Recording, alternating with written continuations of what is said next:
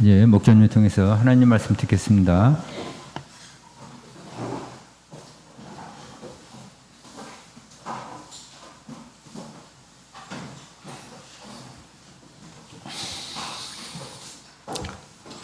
할렐루야. 주 예수 그리스도 이름으로 하나님 말씀 증거하겠습니다. 언젠가 아주 가슴 아픈 뉴스를 본 적이 있습니다. 아주 공부를 굉장히 잘한 대학생인데요. 머리가 너무 좋아가지고 중학교 1학년 때 과학고등학교를 들어갔습니다. 그리고 15살의 나이에 카이스트, 그러니까 뭐 머리 좋은 학생들, 공부 잘하는 학생들만 뭐 들어간다는 카이스트, 한국과학기술원이죠. 그 대학에 최연소로 입학을 해가지고 화제를 불러본 적이 있습니다. 그런데 그 학생이, 장래가 촉망되는 그 우수한 학생이 카이스트 대학을 다니다가 돌연 아파트 옥상에 올라가가지고 술을 마시고는 자기 몸을 밑으로 던져가지고 결국 극단적인 그 선택을 하고야 말았습니다. 그가 친구에게 남긴 그 메시지를 보면 이런 내용이었습니다. 이제 세상을 잊어버리고 싶다. 대체 왜 그렇게 유능하고 우수한 청년이 이런 극단적인 선택을 했을까? 그렇게 한 번밖에 없는 소중한 삶을 갖다가 포기할 정도로 그 우수한 두뇌를 가진 학생이 자기 인생을 이렇게 포기했을까?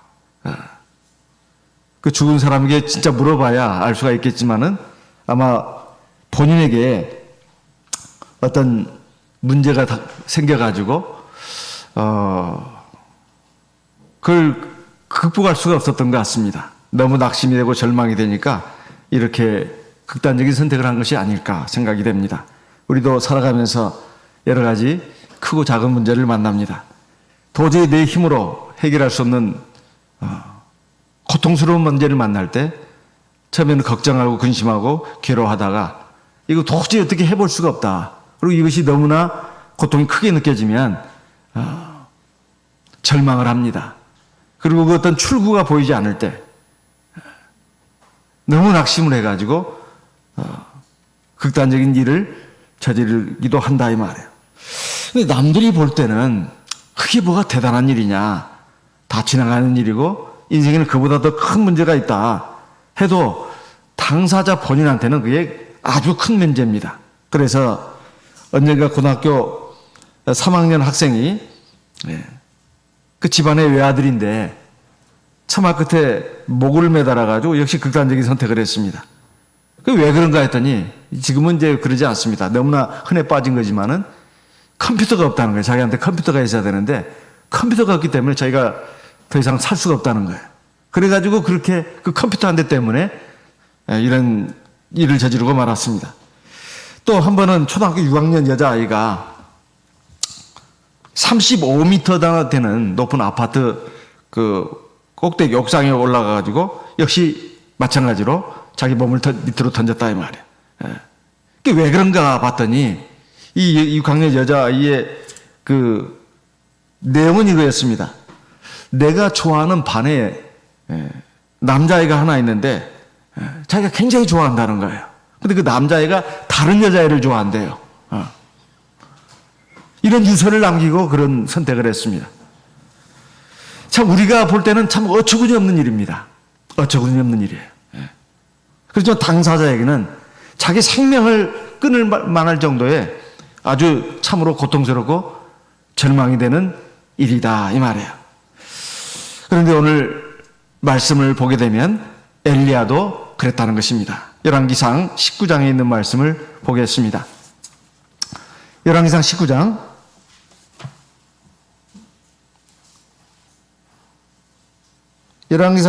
4절 스스로 광야로 들어가 하룻길쯤 행하고 한 로뎀나무 아래 앉아서 죽기를 구하여 가로되 여호와여 넉넉하오니 지금 내 생명을 취하옵소서. 나는 내 열조보다 낫지 못하니이다 하고. 우리가 지금까지 보았던 엘리야의 그 사적을 뭐 이렇게 생각해 본다면 어떻게 이럴 수가 있나 싶을 정도입니다. 스스로 광야로 들어가서 하룻길을 행하고 한 나무 아래 쓰러져 가지고 하나님께 하나님 나 이제 더 살고 싶지 않습니다. 나 데려가 주세요. 나 정말 이 살아서 아무 의미가 없습니다. 스스로 자살을 할 수 없으니까 하나님이 자기 생명을 취하여 가달라고 이렇게 구하고 있다 이 말이에요. 도대체 이 엘리야가 이런 사람이냐 이 말이에요. 근데 우리가 살다 보면 참 사는 게 너무 힘들다. 때로는 참 좋지 못한 생각을 할 수도 있습니다. 근데 예수께서 말씀하셨습니다. 너희가 세상에서는 환난을 당하나 보라 내가 세상을 이겼노라. 세상에서 어렵고 힘든 일을 만나는 건 당연하다는 거예요. 너희가 세상에서는 환난을 당하나. 환난이라는 말은 어렵고 힘든 일, 정말 괴로운 일, 정말 더 이상 살고 싶지 않을 만큼 고통스러운 일을 다 포함하는 것입니다. 요한복음 13장에 31절, 32절, 33절에 보면 예수님이 이거에 관해서 하신 말씀이 있지 않습니까? 우리가 살아가면서 내가 그렇게 하나님을 믿고 의지하고 있는데도, 그리고 하나님 앞에서 믿음 생활 하는데도 내가 감당할 수 없는 어떤 고통스러운 일을 만날 때, 너무 낙심이 돼서 더 이상 살고 싶지 않을 때 어떻게 그것을 극복할 수 있을 것인가 하는 문제에 대해서 오늘 하나님의 말씀이 우리에게 그 해답을 주고 있습니다. 엘리야가 왜 이렇게 그랬냐 이 말이에요. 그것은 바로 엘리야가 이스라엘 그 왕의 아내 이세벨 왕비에게 엄청나게 무서운 협박을 받았다는 것입니다. 협박을 받았다는 거예요. 열왕기상 19장 1절 2절 말씀 읽어보겠습니다. 아합이 엘리야 무릇 행한 일과 그가 어떻게 모든 선자를 칼로 죽인 것을 이세벨이 고하니. 2절 이세벨이 사자를 엘리야에게 보내어 이르되 내가 내일 이맘때에는 정녕 네 생명으로 저 사람들 중 한 사람의 생명 같게 하리라. 아니하면 신들이 내게 벌 위에 벌을 내림이 마땅하니라 한지라. 우리가 지난 시간에 엘리야가 갈멜산에서 바알 선지자, 아세라 선지자 그 850명과 대결해가지고 승리한 것을 보았습니다. 그리고 하나님께 기도해서 이스라엘 땅에 3년 반 동안 비가 안 내렸는데 큰 비가 내리게 한 그 놀라운 역사도 보았습니다. 그런데 문제는 아합 왕이 자기 왕궁에 돌아가가지고 아내 이세벨 왕비에게 말을 했습니다. 세상에 이런 일이 있었다. 당신과 나가 그렇게 애지중지하고 받들었던 바알 선지자 450명, 아세라 선지자 400명이 엘리야의 칼날에 죽었다. 그래서 이제 이세벨은 깜짝 놀란 거죠. 어떻게 그렇게 됐냐 하니까 차초장을 얘기했습니다. 그러면 이세벨이 내가 친정에서부터 믿었던 그 바알 신 아세라 신은 헛것이었구나. 정말 이 나라 이 백성이 본래부터 믿고 섬겨왔던 여호와 하나님이 진짜 신이구나. 이거 딱 깨닫고 그냥 같이 그냥 엎드러져야 되는 거 아니겠습니까? 근데 그러지 않았습니다. 이세벨이 아주 분노를 냈어요. 이 작자가 무슨 짓을 했단 말인가 해가지고 사람을 보냈어요. 엘리야한테. 그래가지고 말을 하는 것입니다. 내일 이맘때 네 목숨 붙어있지 않을 거야. 네가 어떤 짓을 했느냐. 나의 선지자들 850명을 갖다가 죽이지 않았느냐. 그들처럼 너도 네 목숨 내가 끊어놓겠다. 이런 협박을 가한 거예요. 그러니까 엘리야가 말해요. 아주 너무 무서웠습니다. 너무 무서웠어요. 그래가지고 도망을 한 거예요. 도망을 한 겁니다. 아까 읽은 3절 말씀도 읽어보겠습니다. 3절 엘리야가 어떻게 했는지 열왕기상 19장 3절입니다. 저가 이 형편을 보고 일어나 그 생명을 위하여 도망하여 유다에 속한 브엘세바에 이르러 자기의 사환을 그곳에 머무르게 하고, 예. 지금 그 북쪽에 이스라엘, 갈멜 산에서 가까운 곳이 이스라엘입니다. 거기에서부터 지금 어디로까지 도망갔냐면 북쪽에 당시에 이스라엘이 있었고 남쪽에 유대 나라가 있었습니다. 나라가 둘로 지금 나눠져 있었어요. 우리나라 남북한처럼. 그 유대에 속한 그 브엘사바는 그 남쪽 유대 나라에서도 제일 저 남방입니다. 그 넘어가면 이제 애굽이에요. 예. 그까지 도망간 거예요. 그러니까 저 끝에서 이쪽 끝까지 걸음하다 살려라 하면서 막 통학을 한 거예요. 예. 그렇게 무서웠던 것입니다. 여기 보니까 자기 생명을 위하여 이 형편을 보고, 어떤 형편입니까? 이스라엘 왕비는 굉장히 잔인한 사람이다. 이거 막 소문이 다 났어요. 아방도 그렇지만은, 이거 내가 그대로 있다가 이대로 있다가는 내 목숨 정말 남아있지 않겠다 해가지고 하나밖에 없는 자기 목숨, 이러면 어떡하나 이 말이에요. 그래가지고 걸음하다 살려가면서 막 도망을 한 겁니다. 예. 그래가지고 지금 로뎀나무 광야의 그 브엘세바에서 가까운 이제 광야에 그 로뎀나무 그 밑에서 이제 쓰러졌습니다. 그래서 하나님께 이런 기도를 드린 거예요. 왜 이런 기도를 드렸나? 너무 낙심이 되고 너무 절망했기 때문에 그래요.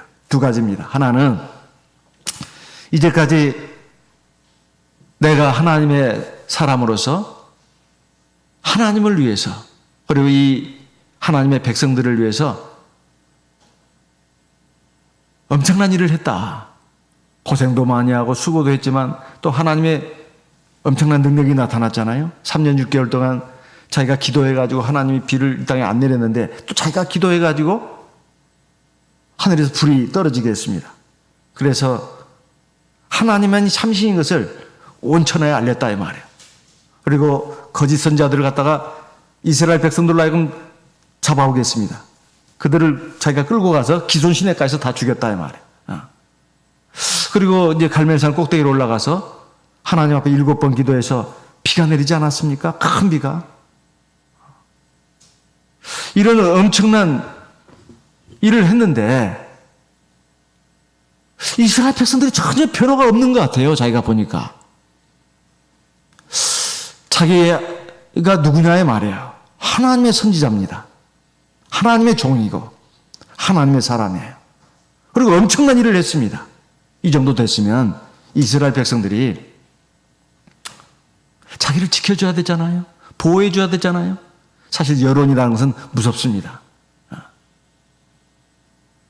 예전에 우리나라가 한참 질서가 안 잡혔을 때는 최고 권력자가 자기 마음에 안 드는 정적이 있으면 죽입니다.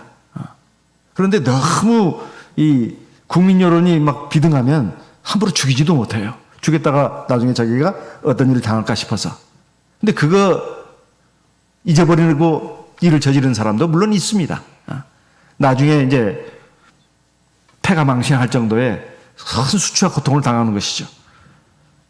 그런데 이제 이스라엘 백성들이 전혀 자기에게 힘이 안 돼주고 있다는 것을 깨달았습니다. 전혀 변화가 안 됐다 이 말이에요. 이 정도 됐으면 아방도 그리고 이스라엘 백성들도 자기를 지켜줘야 되잖아요. 그런데 그러지 않았습니다. 네. 이스라엘 백성들이 전혀 변화가 없는 것처럼 이렇게 느껴졌다 이 말이에요. 이러면 낙심할 수밖에 없죠. 내가 하나님 앞에 믿음으로 살고 충성하고 그렇게 엄청난 일을 했는데도, 그리고 하나님의 말씀도 능력 있게 전하고 그리고 놀라운 기사 이적도 일어났는데도 어찌 이렇게 변화가 없단 말이냐. 그 얼음장 같은 현실에 절망을 한 것입니다. 보통 이제 그 결혼해가지고 살면서 참 진실하게 사랑을 하는데도 상대방은 그렇게 하지 않을 때 낙심하고 절망하는 사람들도 많지 않습니까? 그리고 뭐 자식들을 그렇게 뭐 헌신적으로 키웠는데도 나중에 자녀들이 보면은 기대만큼 되지 않고 참 사람들에게 손가락질 받고 지탄을 받는 사람이 될 때 그 부모가 얼마나 고통스럽겠습니까? 아마 이런 것이 아닐까 싶어요. 그리고 잘 가르쳤던 제자들이 보면은 나중에 엉뚱하게 나갈 때 그 가르쳤던 선생님이 얼마나 또 실망을 하겠습니까? 엘리야가 바로 그런 말이었다 이 말이에요. 두 번째, 지금 자기가 지금 도망을 하고 있는데 도망을 하다 보니까 자기 신세가 너무 비참한 거예요. 초라하고. 세상에 이세벨이 누구냐 이 말이에요. 아무리 이 나라의 왕비라고 하지만은 아니 자기가 지금 절대적으로 믿고 의지하고 섬기는 하나님이 세상에서 우주에서 제일 높은 분 아닙니까? 그리고 자기는 그 하나님의 사람이다 이 말이에요. 이세벨을 놓고 본다. 이세벨을 생각한다면 하나님과 비교해 봤을 때 하나님은 파리 한 마리도 못해요. 벌레 한 마리만도 못합니다. 그 위대한 하나님과 비교해서 이세벨을 생각한다면 한낱 미물에 불과하다 이 말이에요. 개미 한 마리만도 못합니다.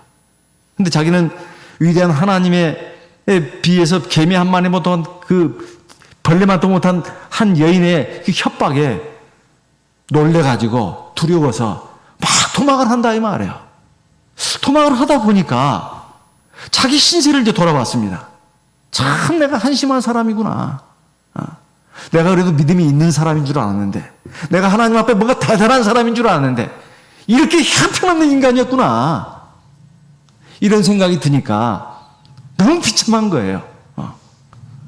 그래서 내가 살아서 뭐 하겠느냐. 자괴감이 든 것이다 이 말이에요. 그래서 엘리야가 하나님 앞에 기도한 내용을 보면 그거 아닙니까? 하나님 이제 충분합니다. 넉넉합니다. 지금 내 생명을 주옵소서. 나 지금 할 만큼 했습니다 이 말이에요. 내가 하나님 앞에서 살 만큼 살았습니다. 근데 아무 소용이 없네요. 아무 소용이 없어요. 내가 아무리 기를 쓰고 노력해봐야 아무것도 열매가 맺히지 않습니다. 그러니 내가 살 만큼 산 겁니다 하나님. 제가 더 살아서 뭐 하겠습니까? 두 번째, 나는 내 열조보다도 못합니다. 이 열조는 앞서 하나님을 경외하고 사랑하고 의지하면서 하나님 말씀을 따라 산 믿음의 조상들을 말합니다.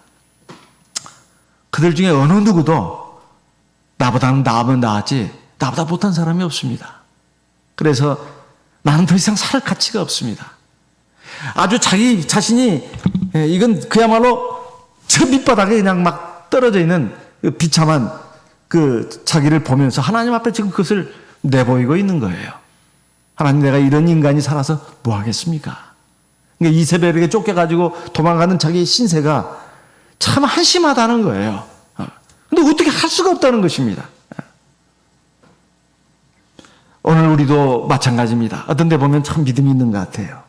하나님 말씀도 잘 듣고 찬송도 잘하고, 그리고 하나님 앞에 참 11금이라든가 헌금도 잘하고, 또 교회에서 하나님 앞에서 뭐 봉사할 일 있으면 열심히 봉사도 합니다. 저 사람도 그러고 나보고 참 믿음 좋다고 그래요. 훌륭하다고 합니다. 그런데 그래서 뭐 참 하나님의 은혜도 있고, 또 어떨 때 기도해가지고 하나님의 기사이적도 체험을 했습니다. 근데 이것이 전부가 아니다 이 말이에요. 살다 보면 정말로 내가 생각지도 못한 그런 어려운 일을 겪기도 합니다. 그리고 고통을 당하기도 해요. 그리고 내가 뭘 이렇게 해봐도 안 됩니다. 무슨 말을 해도 안 되고, 어떻게 제스처를 쳐봐도 안 되고, 어떤 방도를 찾아서 뭘 이렇게 노력을 해봐도 아무 효과도 없다 이 말이에요. 그러면 아주 낙심이 되고 좌절을 합니다. 삶의 의욕을 잃어버린다 이 말이에요. 그래서 이렇게 엘리야처럼 이런 상황에 오기도 한다 그 말입니다. 그런데 사실 엘리야가 낙심하고 절망한 진짜 이유는 신앙적으로 봤을 때, 영적으로 봤을 때 진짜 이유가 뭐냐 이 말이에요. 첫째는 엘리야가 눈이 잘못됐어요. 시각이 잘못됐다 이 말이에요. 열왕기상 19장 3절 말씀, 열왕기상 19장 3절입니다. 제가 이 형편을 보고, 뭘 봤다고요? 이 형편을 봤다는 거예요. 어떤 형편입니까? 이세벨 왕비가 사람을 자기한테 보내가지고 너 내일 이맘때 내가 너 죽일 거야. 이렇게 지금 협박한 겁니다. 지금 자기 목숨이 이제 하루밖에 안 남았어요. 근데 이것을 제대로 봤냐 이 말이에요. 근데 사실은 이건 객관적인 사실입니다. 이세벨 왕은 당시에 그 최고 권력자예요. 그리고 잔인무도한 사람입니다. 사람의 목숨을 파리 목숨처럼 여기는 사람이에요. 한번 말 뱉으면 실행에 옮기는 사람입니다. 이거 객관적인 사실이에요. 근데 왜 잘못 봤다고 말하냐 이 말이에요. 문제를 보기는 봤습니다. 네. 하지만 그게 정확하게 본 것이 아니다 이 말이에요. 사실은 내 앞에 펼쳐지는 그 문제, 어려운 현실이 그게 다가 아니다 이 말입니다. 그 뒤에 하나님이 계신다 이 말입니다. 전능하신 하나님. 전능하신 하나님을 못 봤다는 거예요. 우리는 육신을 갖고 있습니다. 육신의 눈을 갖고 있어요. 그래서 내 앞에 일어나는 현실을 그냥 육신의 눈으로만 세상 사람처럼 볼 때가 있습니다. 그래서는 안 됩니다. 이건 제대로 본 게 아니에요. 하나님 우리에게 영적인 눈도 주셨어요. 근데 믿음이 약해지고 시들게 되면, 성령이 미약하게 되면 육신의 눈만 밝습니다. 영적인 눈은 굉장히 어두워요. 사실은 이 세상 만물을 만들고 사람을 만들고 모든 것을 주관하시는 절대자가 있습니다. 하나님이다 이 말이에요. 아무리 이세벨이 설쳐도 칼날 들고 위협을 해도 하나님이 허락하지 않으면 절대로 개미 한 마리도 못 죽입니다. 엘리야는 당연히 봐야 할 것을 못 봤어요. 눈앞에 보이는 현실만 봤습니다. 그래서 시각이 잘못됐다고 말하는 것입니다. 마땅히 보여야 될 절대자 하나님이 눈앞에서 안 보이는 거예요. 그럼 현실만 보이는 겁니다. 이스라엘 백성들이 우상 숭배와 죄악의 삶을 얼마나 오랫동안 살아왔습니까? 그런데 그 이스라엘 백성들을 갖다가 참 하나님께로 돌이키도록 엘리야가 어디서 그런 용기가 났는지, 하나님께 몇 달 기도해다 보니까 진짜 하나님이 내 기도를 들어주신 것 같아요. 그래서 나가지고 호기롭게 말한 거 아닙니까? 내가 살아계신 여호와 하나님의 이름을 받들어서 내가 너희들한테 말하는데 내 말이 없으면 이 땅에 절대 비가 안 내려. 이슬도 없어. 그랬던 엘리야입니다. 꼭 베드로를 보는 것 같아요. 다른 사람은 다 주님을 버릴지라도 나는 주님을 버리지 않겠습니다. 하나님의 엘리야를 또 훈련한 거 아닙니까? 훈련하는 과정에 하나님의 살아계심, 하나님의 전능하심, 하나님의 사랑을 체험하게 했잖아요.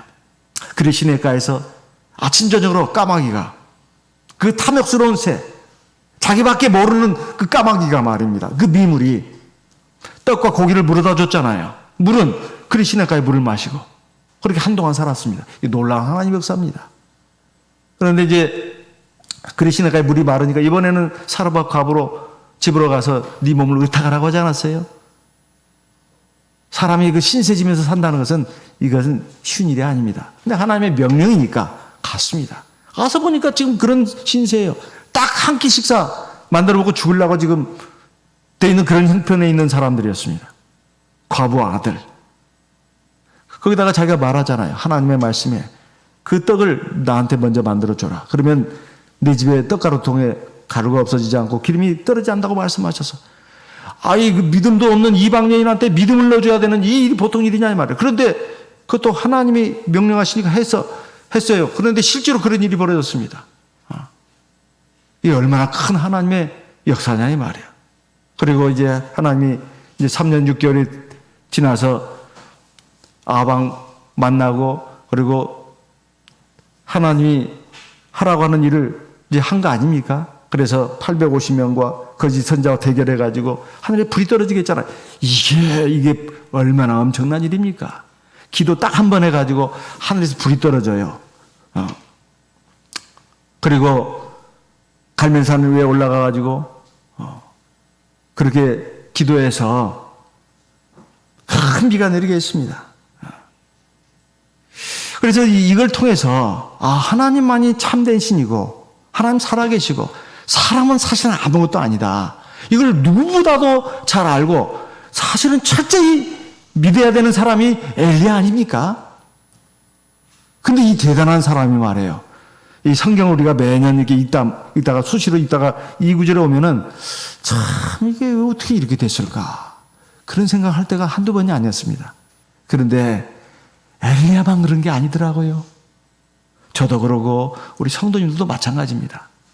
어떨 때는 참 성령이 충만해가지고 믿음이 있어가지고 하나님께 기도하면 막 하나님이 참 즉각적으로 응답해 주시기도 하고 얼마 후에 그냥 응답해 주시기도 하고 그런 체험도 우리도 크든 작든 있습니다. 적어도 한두 가지 이상은. 자기가 그것을 미처 깨닫지 못하고 인식을 못해서 그렇죠. 그런데 어떤 때는 어떤 어려운 문제가 생기면 하나님이 안 보여요. 그냥 그 어려운 문제만 보이는 거예요. 어려운 문제만. 엘리야가 이 형편을 보고 그랬거든요. 우리도 마찬가지다 이 말이에요. 그냥 그 형편만 보는 거예요. 현실만 눈에 들어오는 것입니다. 그래가지고 하나님이고 뭐고 나발이고 없어요. 자기 생각대로 막 한다 이 말이에요. 우리 세상 사람들이 하는 방식대로 합니다. 세상 사람들이 그렇게 하거든요. 현실은 현실이잖아. 꼭 드는 말이 이겁니다. 아무리 신앙이지만 현실은 현실이잖아. 공통적으로 나오는 말이 그 말이에요. 그때도 믿음으로 선택을 해야 되는데 그러진 않는단 말이에요. 지금까지 현실의 삶 가운데서 육신의 삶을 살아가는데 세상 사람 같이 부대끼며 살아왔잖아요. 알게 모르게 그것이 이것이 들어있습니다. 그래가지고 믿음의 선택을 못하는 거예요. 하나님 말씀대로 이렇게 따라가야 되는데 접는 것입니다. 세상 사람들이 하는 방식대로 한다고 말이에요. 엘리야가 진짜 사실은 이건 전혀 예상 못한 일입니다. 자기는 이 정도까지 하나님의 일을 했고 그리고 이 정도까지 하나님의 큰 능력이 나타났다면 상황은 더 호전될 거라고 생각했어요. 근데 그게 아닙니다. 그게 아니에요. 오히려 자기 목숨이 지금 이제 없어질 위기까지 온 것입니다. 문제는 엘리야의 잘못된 시각이다 이 말이에요. 아무리 그렇다 하더라도 자신이 현실로 직면한 문제를 갖다가 자기가 지금까지 믿고 섬기고 의지했고 그리고 같이 함께 하셨던 전능하신 하나님을 보다도 더 크게 생각했어요. 자기 눈앞에 보이는 현실이 보이지 않는 하나님보다 더 크게 생각했어요. 이게 불신앙입니다. 아무리 다른 말로 포장해봐야 소용없어요. 사실은 불신앙이에요. 근데 그거 참 인정하기는 쉽지 않습니다. 내가 그래도 믿음이 있는 사람인데 내가 무슨 하나님 믿지 않나? 그게 불신앙이에요. 그게 비록 잠깐이라 하더라도 우리가 하나님을 잘 믿고 의지하고 섬기다가도 그리고 하나님의 은혜 가운데서 우리가 살다가도 어느 날 갑자기 내가 예상치 못한 힘겹고 어렵고 괴로운 문제를 만나면 하나님이 갑자기 안 보인다 이 말이에요. 어려운 현실만 보여요. 이때가 위기입니다. 사실 이것은 하나님의 살아계신 이적, 능력 이것을 잊어버린 거예요. 영적 건망증입니다. 우리가 살아가면서 어렵고 힘든 문제를 만날 때마다 그때 정신을 차려야 합니다. 내가 눈앞에 있는 현실 문제만 보면 안 된다. 내가 하나님께 뭘 잘못했나? 물론 그 생각해야 합니다. 생각해야죠. 그리고 회개할 것은 회개해야 합니다. 그런데도 문제가 해결이 안 돼요. 그러면 하나님에 대한 믿음을 잃어버려요. 그건 지금 뭐가 지금 잘못되어 나가고 있는 것입니다. 내가 하나님을 경외하고 의지하고 내가 하나님 앞에 늘 겸손한 마음으로 회개도 하고 하나님 말씀에 어떻게든지 따라가려고 합니다. 그런데도 한 조 문제가 생기고 어려운 문제가 딱 닥치면 낙심해서는 안 돼요. 하나님이 안 계신가 보다. 그럴 때 또 삐끗 잘못 생각하는 그 경향이 있습니다. 그래 내가 인간적인 방법으로 세상적인 방법으로 해결해 봐야지. 이것이 지혜잖아. 근데 더 붙이는 말이 또 지혜예요. 근데 문제가 그렇게 해결될까요? 해결된다면 더 큰 문제를 또 달고 들어오는 거예요. 자기 딴에는 지혜롭게 총명하게 해결했다고 하는데 사실은 더 큰 문제를 또 안고 들어오는 것입니다. 그 다음 두 번째, 자기 앞에 이런 문제가 일어났을 때 두려워해서 도망을 했습니다. 자기가 이 형편을 보고 일어나 도망하여 유다에 속한 브엘세바까지 이르렀다. 어떤 문제가 일어났을 때 때에 따라서는 내가 물러서야 되는 경우도 있습니다. 하지만은 다 그래야 되는 건 아니에요. 내가 정면으로 맞서서 그 문제를 대면해야 되는 경우도 있습니다. 그런데 엘리야로서는 자기 눈앞에 닥친 현실을 감당할 자신이 없었어요. 그러니까 내빼는 거예요. 사실 하나님의 사람이 돼가지고 그렇게 해서는 안 되는 것입니다. 그것은 정말로 문제를 해결하는 온전한 방식이 아니다 이 말이에요. 도피가 최선의 방식은 아닙니다. 어떤 문제, 이건 내가 해결하지는 안 되는 문제, 회피해서는 안 됩니다. 그 비겁한 거예요. 그리고 상도 없습니다. 그냥 짜잘한 인간으로 그냥 평생 비루한 삶을 살다가 끝나는 거예요. 그러면서 하나님 나라에 들어가기는 바라고, 저 세상에서도 하나님 나라에 들어가서도 하나님께 상 받고 복 받기를 원합니다. 욕심쟁이에요. 욕심쟁입니다. 내가 어려운 상황에 있을 때, 내가 감당해야 될 문제가 있을 때, 그리고 내가 이걸 하면 손해볼 수도 있습니다. 내가 이런 말을 해가지고, 근데 이건 누군가는 해야 되는 말이에요. 자기의 감정, 자기가 화가 나서가 아니고, 자기한테는 아무 이익도 없어요. 자기한테는. 그런데 가정을 위해서 또는 교회를 위해서 다른 사람들을 위해서 내가 총대를 베야 되는 경우도 있고 내가 희생을 해야 되는 경우도 있다 이 말이에요. 근데 그런 데는 다 안 나서고 다 자기 자존심, 자기 이익, 자기 감정 이것이 조금이라도 손상되면 못 견뎌합니다. 사람들이. 그것은 벌떼같이 일어나요. 자기 이익 걸린 문제라면. 그런데 그것이 아닐 때는 막 회피를 하려고 그래요. 그거 아닙니다. 절대 그건 자기한테도 좋은 게 아니에요.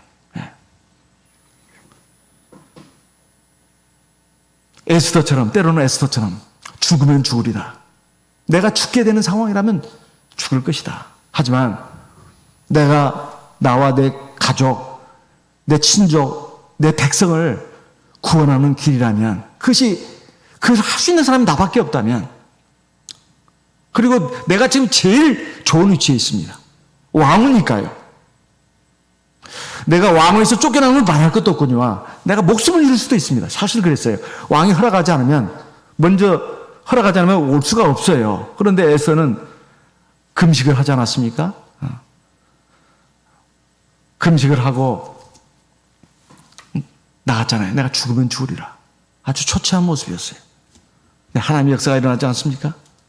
하나님을 믿고 하나님의 말씀 약속을 믿고 정면 승부를 했다 이 말이에요.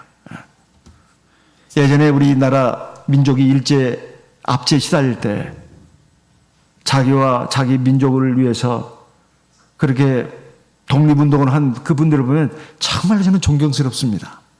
정말 존경스러워요. 일제에 빌붙어가지고 거기서 뭐 한 자리라도 차지하면서 뭐라도 자기와 자기의 가족의 안위를 영화를 도모한 그런 매국노들, 친일파들 그런 사람들도 적지 않았는데 현실이 그 사람들이 말하는 거예요. 현실이 그런데 그래도 내가 살고 봐야지. 우리 가족이 살고 봐야지. 나라가 뭐가 문제고 민족이 뭐야. 근데 지금 어떻게 됐냐 이 말이야. 어차피 그들도 죽었습니다. 역사에 아주 더러운 이름을 남기지 않았어요? 우리가 내가 믿음을 가지고 내 의지와 내 힘과 내 지혜가 아니라 하나님의 살아계심, 하나님의 뜻, 하나님의 말씀을 받들어서 하나님의 성령의 능력을 힘입고 내가 용감하게 앞으로 나간다면 하나님 함께 하십니다. 설령 죽는다 해도 그건 희생이 아니에요. 바로 하나님 나라에서 정말로 영광스러운 자리에 들어가는 것이죠. 사실 이슬람교인들이 저렇게 테러를 할 때 어린 소년들, 아녀자들을 많이 이용한다고 합니다. 너희들이 하는 것은 거룩한 싸움이야. 폭탄을 몸에 달고 뛰어들어. 그러면 바로 천국에 들어가. 그렇게 세뇌를 시킨대요. 근데 그걸 믿는답니다. 참 생명도 없고 참 진리도 없는 이슬람교 그 극단주의자들이 그렇게 세뇌를 시킨대요. 근데 거기에 젖어든다는 거예요. 저는 놀랍습니다. 물론 그들이 하는 것은 잘못입니다. 우리가 그게 반의 반열이라도 할 수 있는가 하는 것입니다. 내가 하나님의 말씀을 따라서 설령 정직하게 하고 바르게 하고 착하게 해서 손해를 봐도 괜찮다. 하나님이 다 봐주시고 내 진심을 아시고 내 마음을 아시고 나중에 하나님이 다 갚아주실 거야. 이게 믿음입니다. 그럼 당장 하나님이 안 이루어주셔도 길게 보면 하나님이 복 주십니다. 다윗을 보십시오. 골리앗이라는 구적 장신의 적장이 딱 눈앞에 버티고 있잖아요. 사람의 눈으로 본다면 너무 거대해가지고 도저히 감당할 수 없는 엄청난 무시무시한 적입니다. 섣불리 함부로 나섰다가는 개죽음을 당할 수밖에 없어요.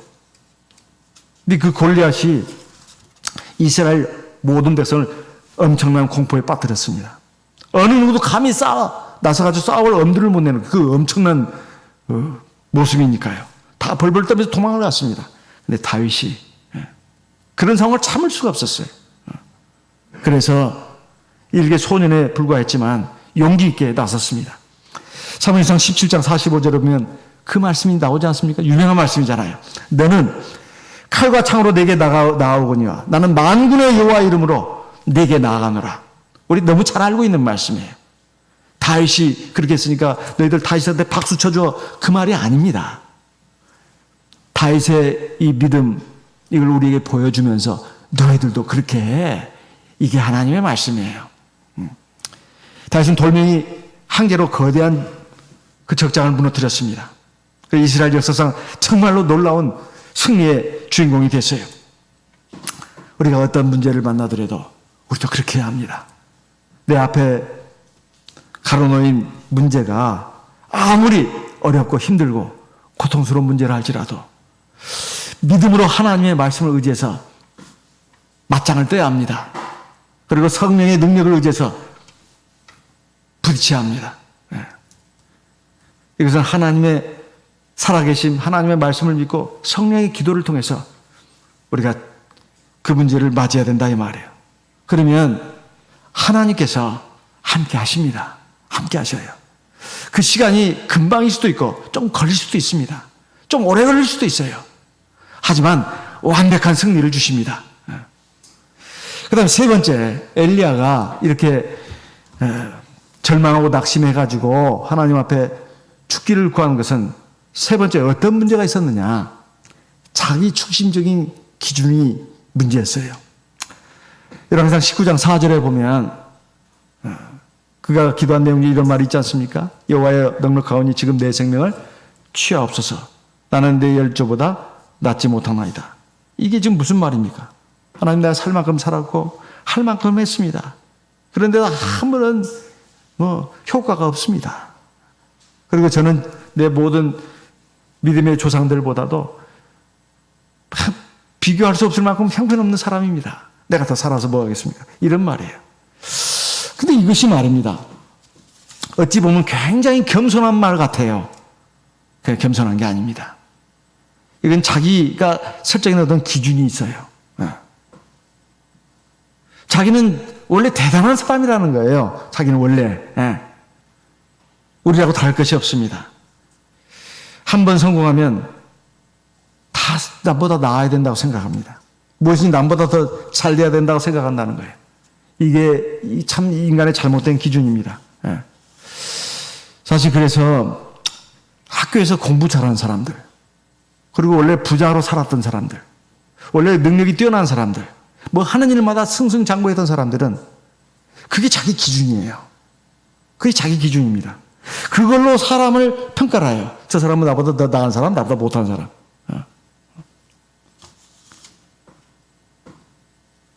이 자기 나름대로의 그 기준을 자기가 설정하는 거예요. 그래서 항상 다른 사람에게 칭찬만 듣고 살아가는 사람들 참 위험합니다. 왜냐하면 하면 무엇이든 잘하거든요. 그리고 똑똑해요. 아는 것도 많고 공부도 잘했어요. 인물도 좋습니다. 사람들이 다 우러러보고 칭찬합니다. 이런 사람들은 이 주인공의식이 굉장히 강해요. 내가 적어도 이런 사람인데. 그래서 누가 나한테 기분 나쁜 말 한마디 하면은 막 기분이 상합니다. 아마 얼굴색이 딱 바뀌는 거예요. 좋은 말이 안 나가요. 그리고 남이 자기를 좀 비판한다거나 자기 생각과 다른 말을 하면 그걸 못 견뎌합니다. 늘 성공만 했던 사람, 늘 부유하게만 살던 사람, 늘 건강하게만 살던 사람, 늘 탄탄대로 인생 길을 걸어온 사람들은 이런 특성을 갖고 있다 이 말이에요. 그런데 한번 보세요. 인생이라고 하는 것이 어디 그러냐 이 말이에요. 사실 아무리 잘난 사람도, 아무리 똑똑하고 유능한 사람도 모든 것이 다 성공하는 게 아닙니다. 사실 그 자기 생각이에요. 자기 생각이 자기가 똑똑한 것이지 사실 자기보다 똑똑한 사람들 많습니다. 자기보다 훌륭한 사람들 많아요. 근데 원래부터 내가 보통 사람이다 생각하는 사람은 그러지는 않습니다. 근데 원래부터 이 자기 우월의식이 강한 사람들은 이런 경향을 갖고 있어요. 사람은 살다 보면 성공할 때도 있지만 실패할 때도 있습니다. 건강하게 사는 게 좋지만은 또 몸이 아플 때도 있다 이 말이에요. 부유하게 살 때도 있지만은 가난해질 때도 있습니다. 또 사람들에게 인정받아가지고 승진할 때도 있지만 어느 순간에 보면 내가 그 자리에서 내려와야 될 때도 있습니다. 내가 영광을 얻을 때도 있지만 수욕을 당할 때도 있어요. 그 사람들에게 칭찬과 인정을 받는 게 아니에요. 때로는 말도 안 되는 욕을 받을 때도 있습니다.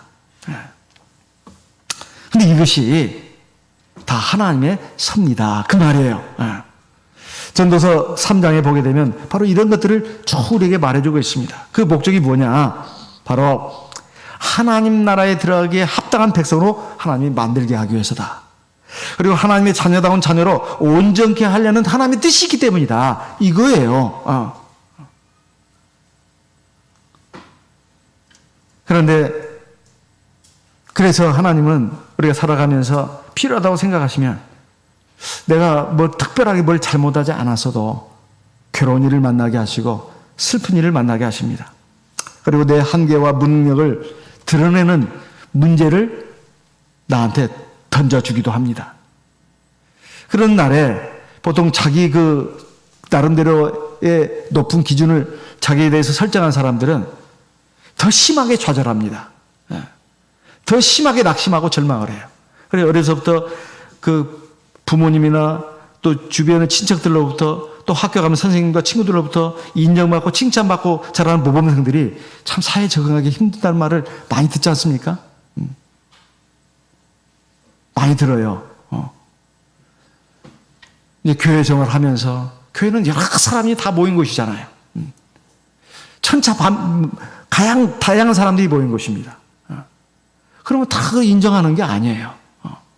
아니 곱게 보고 질시의 눈으로 보고 입에서 가시 돋은 말을 하는 그런 사람들도 있습니다. 내가 특별히 뭘 잘못하지 않았는데 그 사람의 눈에는 그렇게 보이는 거예요. 하나님은 그렇게 보시지 않는데도 또 세상도 마찬가지입니다. 이랬을 때 성숙한 신앙을 가진 하나님의 자녀라면 어떻게 하냐 이 말이에요. 진짜 참신앙을 가진 하나님의 백성이라면 어떻게 해야 되겠습니까?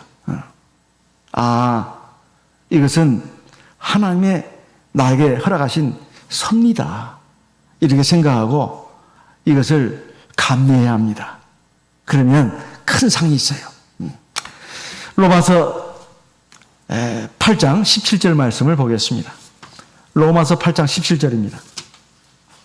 로마서 8장 17절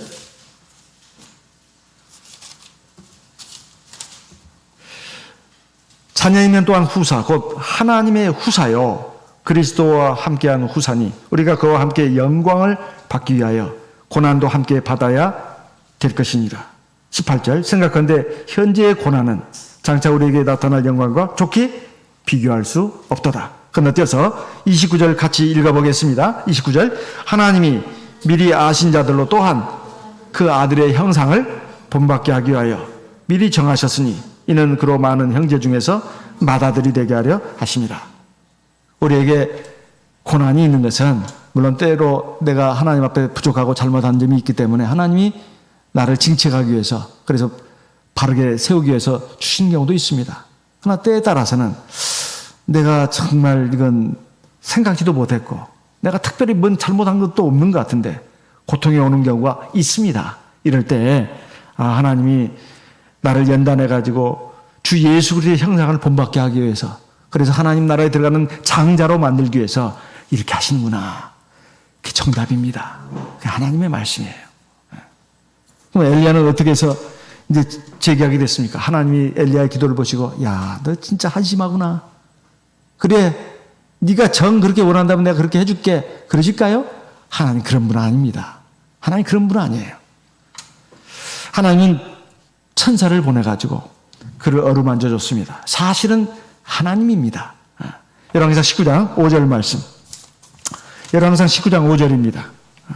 로뎀나무 아래에 누워 자더니 천사가 어루만지며 이르되 일어나서 먹으라 하는지라. 첫째는 하나님의 위로가 있어요.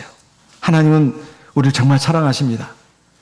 부모가 자녀를 키우다 보면 때에 따라서 훈계도 하고 꾸지람도 하지요. 기본적으로는 부모의 마음속에는 자녀에 대한 사랑이 있어요. 적어도 품 안에 있는 자녀일 때, 나중에 자녀가 독립해가지고 나가고 부모는 늙어가고 그때까지 말하는 건 아닙니다. 그때는 이제 부모가 이제 어린애처럼 되는 거니까 때로 노망이 들 수도 있고 자기밖에 모르는 사람이 될 수도 있어요, 부모도. 그러나 적어도 부모가 자녀를 이렇게 키울 때는 그런 마음으로 키운다 이 말이에요. 그래서 야단을 찾다가도 애틋한 마음이 생긴다 이 말이에요. 비록 내가 자녀를 잘 되게 하기 위해서 바로 세우기 위해서 그렇게 했지만은 그 기본적으로 사랑을 갖고 있습니다. 그래서 어루만져 준다 이 말이에요. 엘리야에게 그랬듯이 하나님 천사를 통해 가지고 보내주십니다. 예전에 어떤 목자님한테 들었던 간증입니다. 자기가 목자로 헌신해 가지고 하나님 일을 이렇게 열심히 한다고 하는데 너무 힘이 들었습니다. 너무 힘이 들었어요. 그래서 하나님 앞에 매달려서 울면서 기도하고 하나님 자기에게 지혜와 능력을 달라고, 이 일을 감당할 수 있게 해달라고 막 아침 저녁으로 기도하고, 그리고 또 자기 할 일을 이렇게 최선을 다해서 하려고 했는데 어느 날 저녁에 목자실에 돌아와서 이렇게 기도하고 한 말씀을 이렇게 읽다가 너무 피곤해가지고 침대에 잠깐 누웠습니다. 근데 비몽사몽간이었어요. 누군가 와서 자기를 이렇게 어루만져 주더래요. 근데 눈을 감고 있지만 그 모습이 주님처럼 보이기도 하고 천사처럼 보이기도 하더라고요. 이렇게 위로를 쓰다듬어 주는 것을 자기가 체험했다는 거죠. 그래서 잠이 깨고 나서 너무 신기하다. 하나님이 내가 너무 힘들어하니까 하나님이 나를 이렇게 위로해 주시려고 천사를 보내주셨나 보다. 근데 그것을 몰랐습니다, 뭔지를.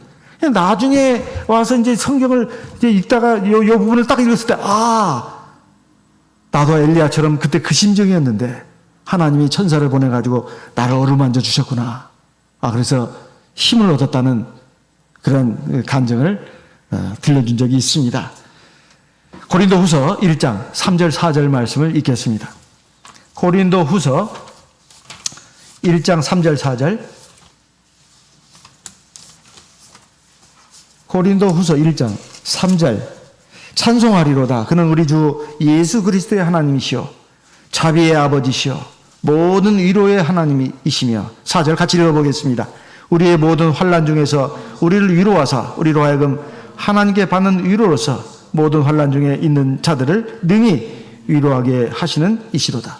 그래서 그 목자님 말씀이 그 뒤에 자기가 더 힘을 내가지고 하나님이 됐더니 하나님의 기사적이 막 나타나고 그렇게 막 매일매일 나타났다는 말은 아닙니다. 하나님의 역사가 일어나더라는 거예요. 이런 양들이 교회를 돌아오고 또 교회가 이 외적으로나 내적으로 발전하고 성장하는 모습을 자기가 체험했다고 그런 그 간증을 들려줬습니다. 그리고 또 천사가 어떻게 했습니까? 중요한 걸 주었습니다. 열왕기상 18장 19장입니다. 19장 6절. 본즉 머리맡에 숯불에 구운 떡과 한 병 물이 있더라. 이에 먹고 마시고 다시 누웠더니 7절. 여호와의 사자가 또 다시 와서 어루만지며 이르되 일어나서 먹으라. 네가 기를 이기지 못할까 하노라 하는지라. 일어나서 먹으라고 보니까 먹을 게 있어요. 그래서 보니까 숯불에 구운 떡 그리고 한 병 물이었습니다. 그래서 먹었습니다. 근데 너무 지금 기진맥진해 또 쓰러져서 잠이 들었어요. 근데 천사가 또 어루만지면서 일어나서 먹어라. 일어나서 먹어라. 네가 가는 길을 도중에 쓰러질까 하느라 기진맥진할까 하느라 그게 뭐겠습니까? 숯불에 구운 떡은 말입니다. 영적인 의미가 있어요. 물론 물질적으로 숯불에 구운 떡 그리고 물이죠. 하지만은 하나님의 말씀 다 영적인 뜻이 있어요. 이 떡은 말씀을 가리킵니다. 하나님 말씀. 숯불은 뭐예요? 고난이에요. 고난을 통해서 주시는 하나님의 말씀입니다. 고난을 통해서 주시는 하나님 말씀. 평상시는 하나님 말씀이 지루해요. 딱딱해요. 어떤 때는 품평도 합니다. 에이, 전에 들었던 말씀인데 정말 먹어도 막 미리 섣불리 판단해요. 에이, 맨날 그 말씀. 그렇습니다. 근데 고난을 한번 당하면 그렇게 많이 들었던 말씀이 새로운 의미로 나한테 탁 들어온다 이 말이에요. 내 심장을 찌르고 감동시킵니다. 아, 그 말씀이 바로 그 말씀이었구나. 아, 진짜 하나님 말씀은 생명의 말씀이야. 아, 그리고 정말 진리야. 아, 근데 내가 왜 이게 하나님 말씀을 그전에는 여사로 들었지? 그래, 무심코 들었지? 아, 내가 잘못이구나. 하나님 말씀을 꿀떡꿀떡 받아들이는 거예요. 그래서 숯불의 구운 떡입니다. 성령의 또 생수입니다. 물 한 병은 성령의 생수예요. 누구든지 목마르거든 내게로 와서 마시라. 누구든지 나를 믿는 자는 그 배에서 생수의 강이 흘러나리라. 이것은 성령을 가리켜 말씀하신 거라고 요한복음 7장에 37절로 39절에 나와 있지 않습니까? 하나님의 말씀과 성령의 기도 외에는 우리 인생에 우리 하나님의 백성들에게 힘줄 수 있는 거 아무것도 없어요. 다른 뭘로 힘주겠습니까? 한번 말씀해 보세요. 나는 뭘로 힘 얻었다? 그런 거 없어요. 정말로 나에게 힘주는 것은 하나님의 말씀과 성령 기도입니다. 그래서 이제 어떻게 됐습니까? 엘리야가 어떻게 됐어요? 8절에 열왕기상 19장 8절입니다. 이에 일어나 먹고 마시고 그 식물의 힘을 의지하여 40주 40야를 향하여 하나님의 산 호렙에 이르니라. 어떤 사람이 대체 밥도 안 먹고 물도 안 마시고 40일 동안을 걸어서 어떤 산에까지 갈 수 있겠습니까? 그런 사람이 있어요? 없습니다. 없어요. 이건 하나님의 능력입니다. 그러니까 이 숯불에 구운 떡이 단순한 떡이 아니라는 겁니다. 그리고 하나님이 천사를 통해서 주신 물이 단순한 물이 아니라는 거예요. 성령입니다. 성령. 성령의 능력이에요. 그러니까 40일 동안 아무것도 안 먹었습니다. 아무것도 안 마셨어요. 식물의 힘을 의지해서 그것까지 갔다는 거 아니야? 하나님의 산 호렙까지? 우리가 가야 될 것이 어디입니까? 저 영원한 시온산, 시온산 산성, 하늘나라 아닙니까? 그까지 우리가 이 광야길을 걸어가려면 뭘 먹어야 되겠어요? 숯불에 구운 떡입니다. 한 병 물입니다. 이걸 먹어야 돼요. 우리가 엘리야가 3년 6개월 동안 비가 안 내린 그 이스라엘 땅에 7번 기도해가지고 비가 내리게 한 것을 보았습니다. 하나님의 엄청난 역사죠. 능력이죠. 근데 엘리야가 아방한테 미리 말했잖아요. 큰 비의 소리가 있나이다. 어서 왕은 채비를 갖춰서 왕국으로 돌아가소서. 아방은 벌써 출발했습니다. 아직 비가 안 내리고 있을 때예요. 비가 막 내리기 시작하는 겁니다. 그때 엘리야가 어떻게 했지요? 열왕기상 18장을 보겠습니다. 열왕기상 18장 46절. 조금 후에 구름과 바람이 일어나서 하늘이 캄캄해지며 큰 비가 내리는지라. 아합이 마차를 타고 이스라엘로 가니 46절 같이 읽어보겠습니다. 열왕기상 18장 46절 같이 읽겠습니다. 여호와의 능력이 엘리야에게 임하매 저가 허리를 동이고 이스라엘로 들어가는 곳까지 아합 앞에서 달려갔더라. 아합 왕은 먼저 출발했습니다. 그것도 마차를 타고 말해요. 엘리야는 뒤늦게 출발했습니다. 그런데 하나님의 능력이 엘리야에게 임했습니다. 마차 타고 가는 사람이 빠르겠습니까? 뒤에서 걸어가는 사람이 빠르겠습니까? 아무리 다른 박질해도. 이건 무능하면 안 합니다. 근데 하나님의 능력이 임하니까 앞에 마차를 타고 가는 그것도 왕입니다. 엘리야는 일개 사람이에요. 하나님의 사람입니다. 하나님의 능력이 임하니까 마차를 타고 가는 세상의 왕보다도 더 빨리 달려갔어요. 우리도 마찬가지입니다. 인생에서 뭘 어떻게 해야 성공하고 남보다 앞서고 자꾸 인간적으로만 생각하는 그 하나님의 백성이 있다면 믿음이 제대로 안 돼 있는 거예요. 그렇다 해서 세상 일은 적당해도 되고 공부도 안 해도 되고 그 말이 아닙니다. 공부도 하고 내가 세상에서 해야 할 일은 마땅히 해야지요. 성실하게. 중요한 것은 하나님이 나와 함께하는 거예요. 하나님의 능력을 의지하는 것입니다. 그러면 절대로 세상에서 패자가 되지 않습니다. 인생은 끝까지 다 살아봐야 하는 거예요. 진짜 승리자는 하나님이 함께 하시는 사람이에요. 결국 승리자로 우뚝 서게 됩니다. 남보다 앞서간다 이 말이에요. 이게 믿음입니다.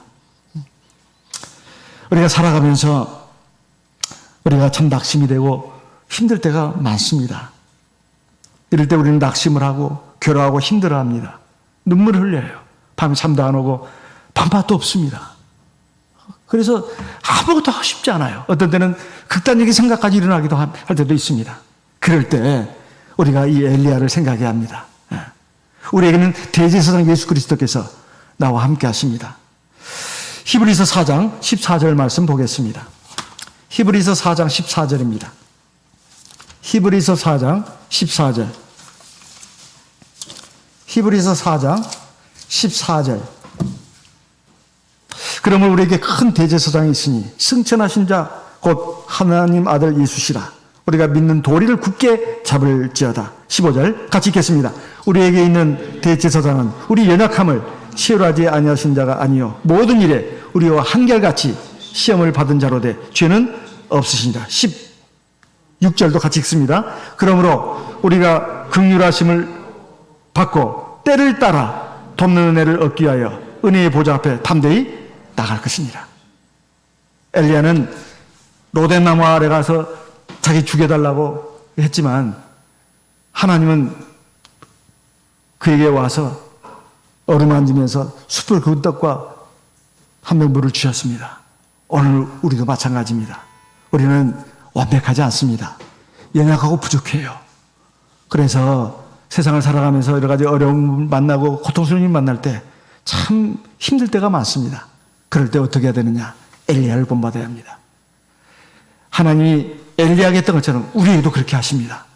우리에게도 숯불에 구운 떡과 물을 주십니다. 그리고 내가 이 엘리야의 그 기준적인 기준은 아직은 못했습니다. 이제 호렙산에 가서 깨졌죠. 다음 시간에 나오겠습니다. 우리가 하나님의 말씀과 성령에게도 늘 힘써서 새 힘을 얻어야 되겠습니다. 그래서 저 영원한 하나님 나라 도성 거기까지 힘차게 나갈 수 있는 저 우리 모든 성도님 되시기를 예수님의 이름으로 기원하는 바입니다. 묵도하시겠습니다. 할렐루야. 아멘.